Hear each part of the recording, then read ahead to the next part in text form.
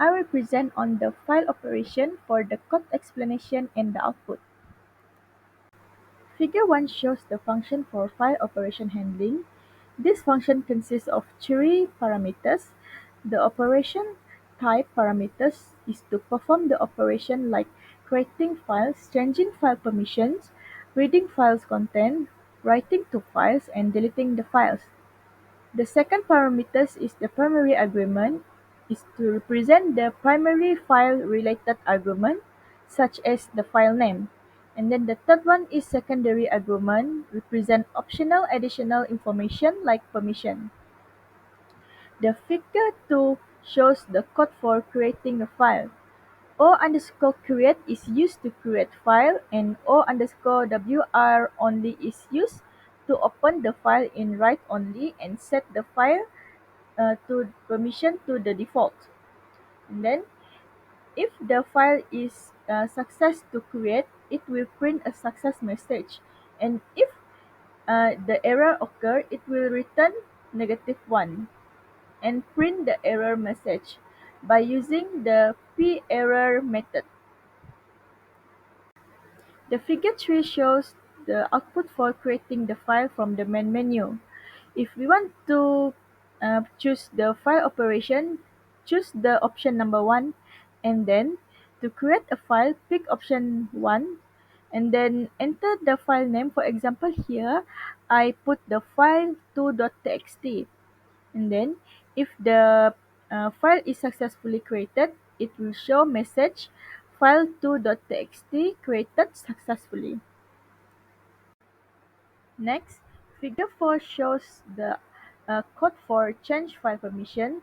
String tool assigned to convert the string in parameter secondary argument into an octal number.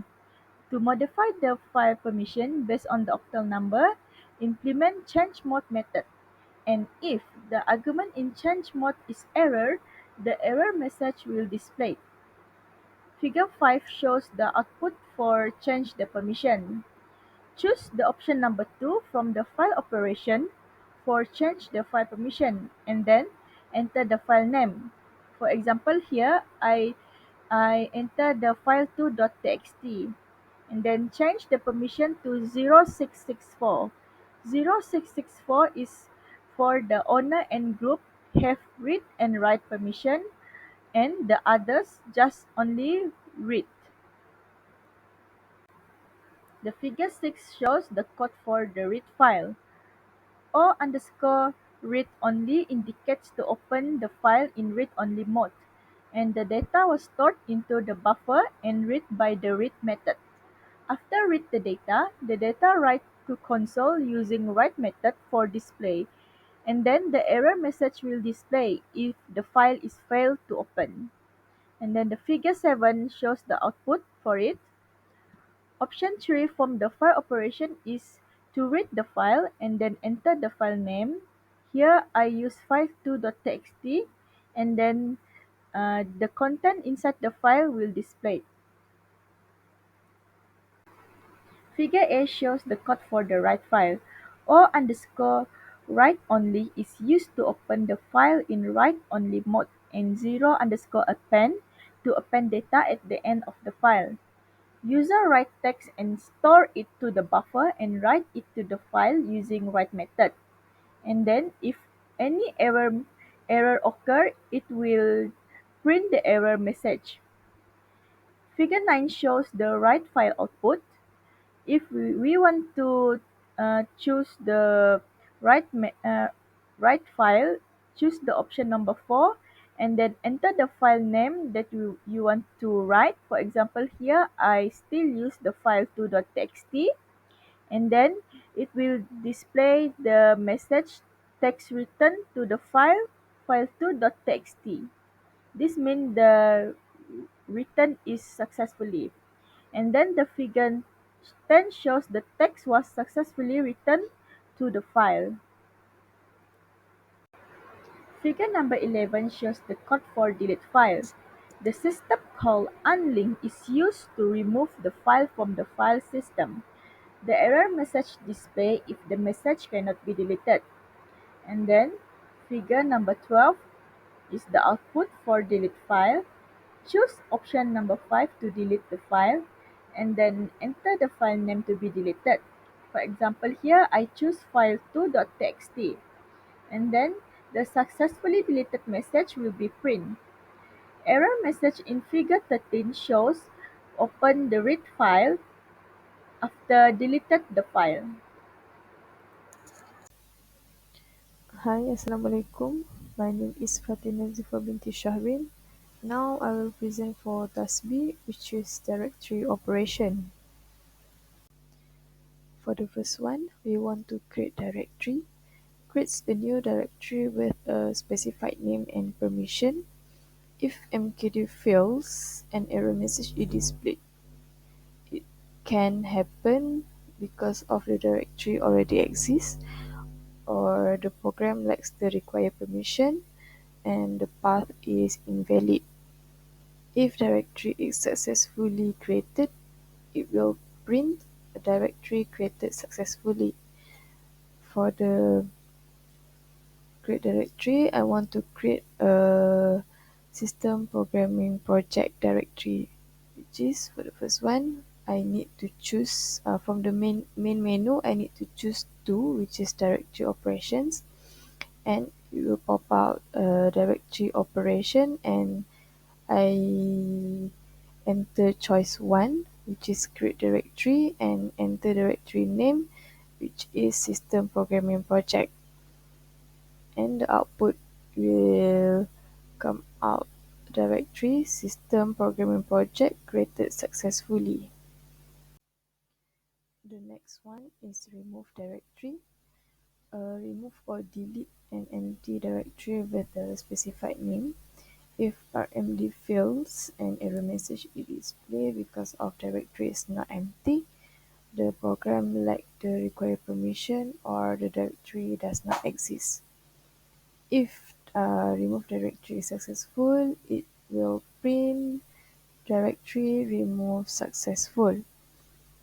From the main menu, I need to choose two, which is remove directory, and I enter the directory name, which is system programming project, and the output will come out directory system programming project removed successfully. Next is to print current working directory. Display the current working directory where the program is running. If get CW fails, an error message is displayed because of the buffer size is insufficient, and the program does not have permission to access the directory. If successful, the current directory path is printed. And from the main menu, I input 3, which is remove directory, and the current directory is appear, which is /home/fana/downloads. And for the last one is to list current directory. In this task, it needs to list all the contents of a specified directory. The dname member of the struct dran is used to access the name of the current file or subdirectory. The name is printed using printf, and if invalid directory operation is passed, an error message is printed invalid directory operation. And from the main menu, I enter choice 4, which is to list directory, and all the directory in my Linux will display, which is have a project, have one supercommand.c, have sp1, have a syspo project.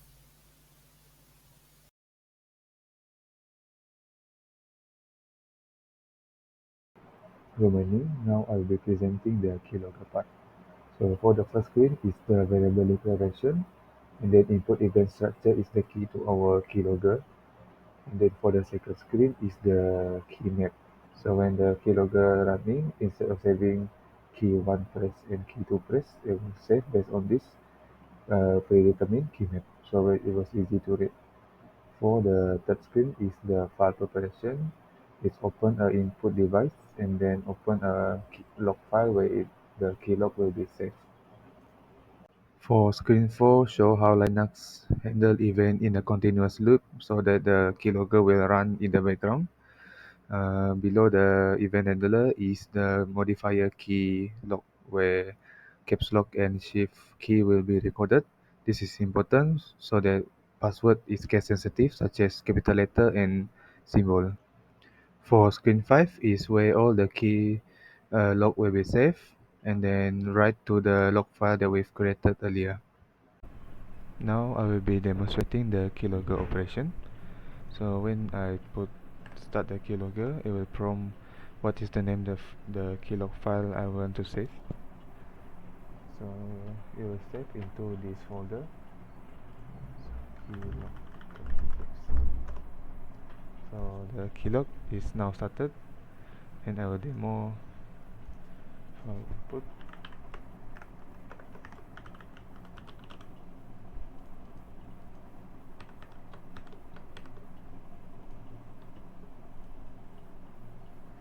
And all the input will be saved to keylog.txt. So when I close the program, you can check here. So here's the email and then the password. Yeah, 1 2. So that's all from me. Thank you. Next, we will talk about the command line operation. The supercommand tool supports executing system tasks directly from the command line, offering a flexible and efficient alternative to the interactive menu system. In the next few slides, I will show you how to execute file operations, directory operations, and keylogger operations using command line. To use command line operation, we will first start with full stop slash supercommand, which refers to the program or executable being run. In this case, it's the supercommand program. The full stop slash indicates that the program is in the current directory. Next is dash "m". It is a flag indicating that the next argument specifies the operation mode. The dash "m" is short for mode. The first number specifies the mode of operation. Here, 1 refers to the mode of the operation. The second number specifies the sub-operation to perform within the file operations mode. In this case, 1 refers to create a new file.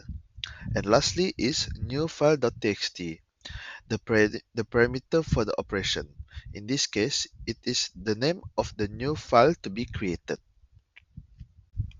The first operation that we will execute using command line will be file operations. First, we will create a file by using the command full stop slash supercommand dash m 11 new file.txt. As you can see, the new file has been created successfully. Next is to change the permission of the file.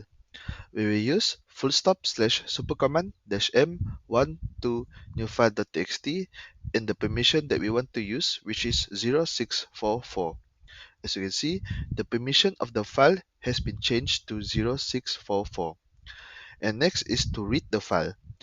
Use the command full stop slash supercommand dash m13 new file.txt and the output will be the contents of the file. Next is to write into the file. By using the command full stop slash supercommand dash m14 new file.txt, we will be able to write into the file. And here I have written group project TMN4133. As you can see, the text has been successfully written into the file. Lastly, we will delete the file by using the command full stop slash supercommand dash m15 new file.txt. The new file.txt has been deleted successfully. The next operation that we will be executing using command line will be the directory operation. First, we will start by creating a new directory. Use the command full stop slash supercommand dash m21 and the name of the directory.